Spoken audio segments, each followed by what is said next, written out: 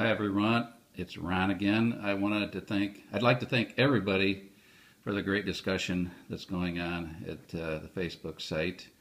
I wanted to follow up on a post that John Cirillo just made some very good points about this shot at the dog leg, and I just wanted to explain a couple more things about it, at least in my mind.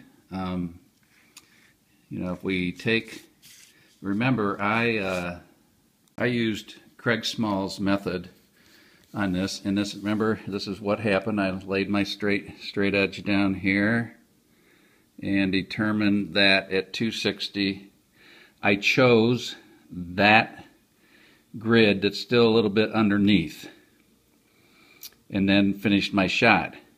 But this is the tough thing about using this method right here, is sometimes it could get subjective. Because I didn't make it all the way over to that grid line, I could have said, okay, I go to this one. If I do that, then things turn out a lot worse. I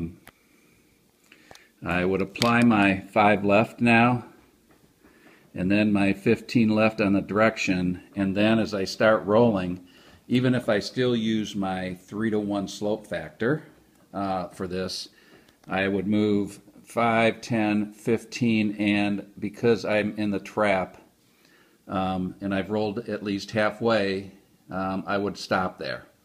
So just by shifting over one grid, I would have ended up in the trap.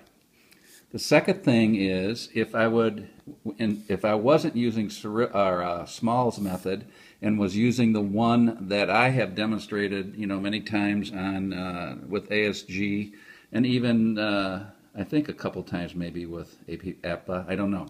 What I would have done is once I hit the dog leg, here's my 5 yards I'm aiming left, and right as I hit the entrance to the dog leg, I would apply my 15 yards left direction. So that put me there, and then I would start and then I would go 5, 10, and that would become my landing point at 260, left 15, and aiming 5 left.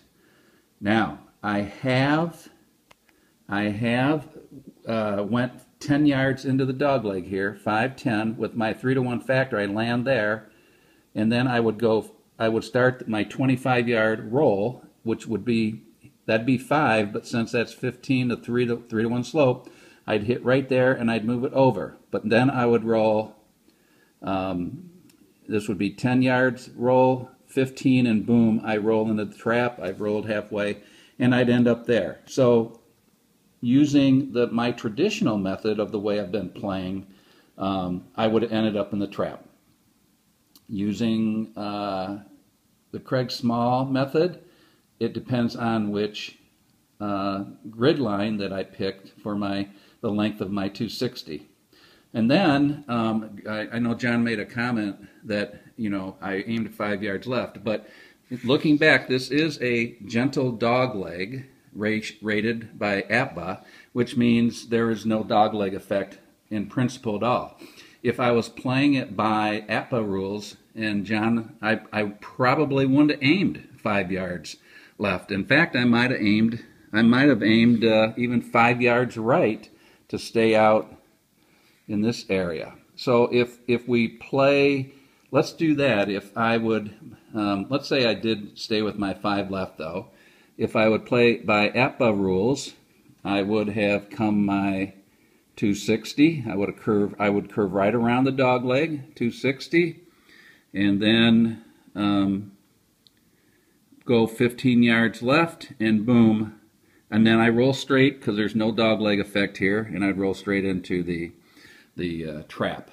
So 3 out of the 4 ways I just described and end up in the trap, and that's big because hitting out of a trap isn't going to give you probably as good results as the video that I first shared. So that's all. I'd like your feedback again.